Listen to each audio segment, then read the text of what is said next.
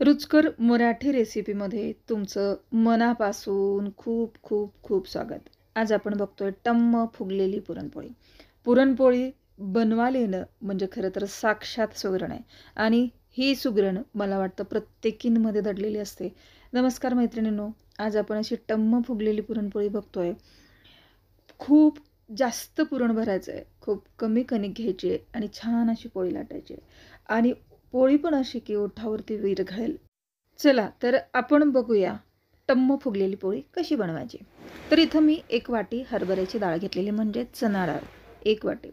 चणा डाळ ज्यावेळेला आपण घेतो त्यावेळी ती स्वच्छ धुवून घ्यायची. कारण त्याला पॉलिश लावलेली असते. त्याची जी पावडर आहे ती निघून जावी म्हणून आपण ती स्वच्छ धुवून घ्यायची. 2 ते 3 पाण्याने आपल्याला ती व्यवस्थित धुवून घ्यायची. त्यानंतर डाळ आणि तांदूळ जर तुम्ही एकत्र लावत असाल तर ते तांदूळसुद्धा स्वच्छ धुवून घ्यायचे आहेत. आणि ज्यावेळेला तांदूळ आपण एकदा धुतो तर ते तांदूळ आपल्याला भात खाण्यासाठी योग्य नसतात आणि तांदूळ 2दा धुतले तर आपल्याला चालतात. पण तसं न करता आपण 3दा जर धुतले तांदूळ, जर 3दा धुवून आपण जर भात केला तर तो देवाला चालतो. आणि 4 वेळा जर तांदूळ धुतले आपण आणि नंतर त्याचा भात केला तर तो माणसाला चालतो असं म्हणतात. त्यामुळे आपण तांदूळसुद्धा व्यवस्थित स्वच्छ धुवून घ्यायचे आहेत आणि त्याच्यामध्ये मीठ टाकायचं आहे, थोडंसं तूप टाकायचं आहे. लिंबाचा रस टाकला तर चालेलच. तूप टाकलं तर कसं की भात आपला मस्त चविष्ट लागतो, पांढरा हलका होतो आणि वेगळ्या पद्धतीची एक टेस्ट त्याला येते. म्हणून आपण तांदूळ ज्यावेळेला शिजवतो त्यावेळेला तूप अवश्य टाकूया. आता आपण गॅस चालू आणि कुकर आपण गॅसवरती आता ठेवूया. आता ज्यावेळेला आपण कुकर या गॅसवरती ठेवतो, हरभऱ्याची डाळ शिजण्यासाठी मोठा गॅस अजिबात करायचा नाही आहे. आपल्या 4 ते 5 शिट्ट्याच्या झाल्या पाहिजेत आणि त्यासुद्धा कमीत कमी गॅसवरती. ज्यावेळेला आपण हरभऱ्याची डाळ पुरणाच्या पोळीसाठी ज्यावेळेला लावतो, त्याच वेळेला आपली इकडं कणिकसुद्धा मळून झाली पाहिजे. आता बघा याच्यामध्ये मी मैदा घातलेला नाही. जी कणिक मी चाळली आहे ती हलक्या हाताने चाळून घेतलेली आहे. त्याच्यामध्ये चाळ जाऊ नये जेणेकरून आणि एकच थोडंसं चाळून मी बाकीचं पीठ पुन्हा डब्यामध्ये टाकलेलं आहे.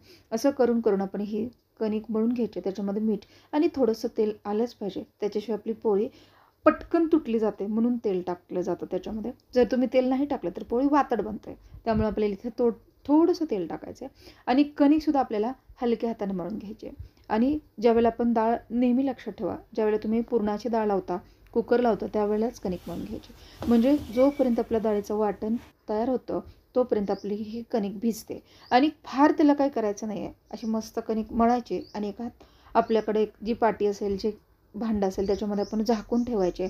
फार त्याला काही मळायचं नाही सध्या, फक्त ठेवून द्यायचं आहे.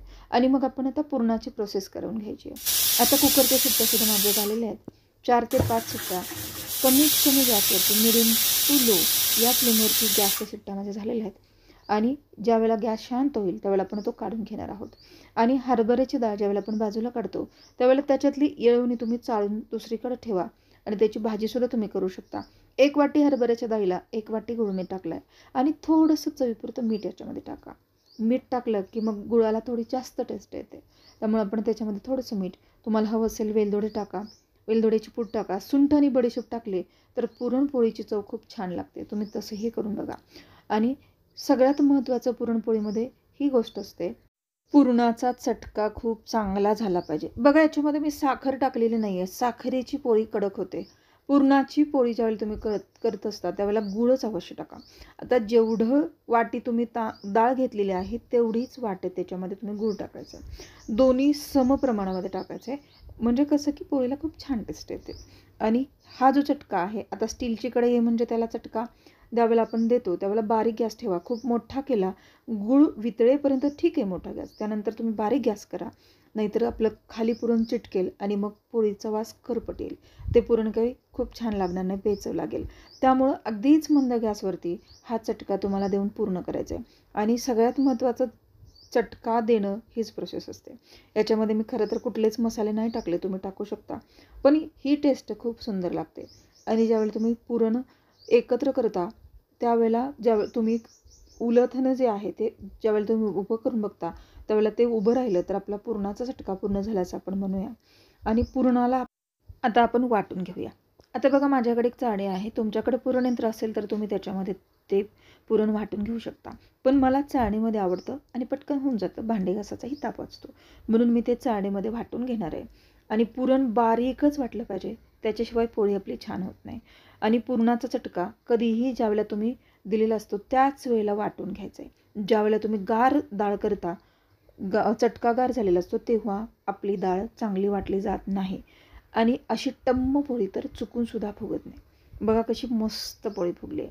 आणि ही ज्यावेळेला पोळी करता त्यावेळेला कणकेच्या दुप्पट पुरणाचा गोळा घ्यायचा आहे. आणि ज्यावेळेला तुम्ही अशी पोळी करता त्यावेळेला सगळेजण म्हणतील खूप छान पोळी झाली, अशी चविष्ट पोळी पुन्हा पुन्हा खायला तुम्हाला आवडेल.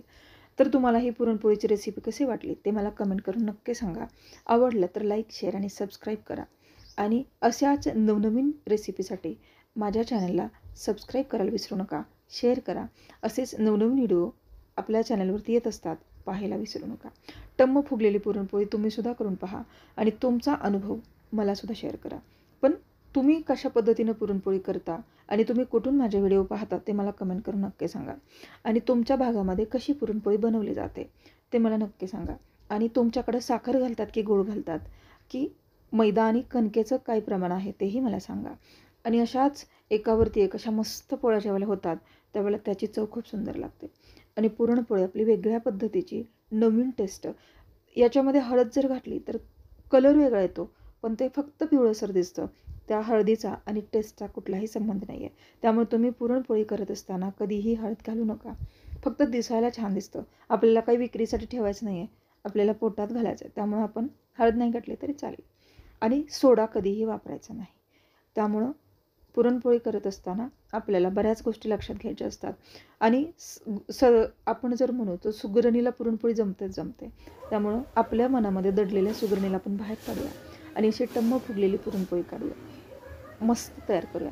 सणवार आपल्या भारतीय संस्कृतीमध्ये नेहमी असतात आणि पुरणपोळी हा आपला जीव की प्राण आहे. आणि आपल्याला पुरणपोळी आलीच पाहिजे. आणि आवड असली की सवड नक्की मिळते. आणि सवड मिळाली तर तुम्ही अशी पुरणपोळी नक्की करून खा. आणि या व्हिडिओमध्ये ज्या पद्धतीने दाखवलं आहे तसं जर तुम्ही बनवून खाल्लं आणि जर तुम्हाला आवडलं तर मला नक्की सांगा पुरणपोळी कशी झाली. अशा बऱ्याचशा गोष्टी आपल्या आयुष्यामध्ये सुद्धा घडतात. आणि या पुरणपोळीमध्ये ज्याला जास्त राग आहे त्याची पुरणपोळी जास्त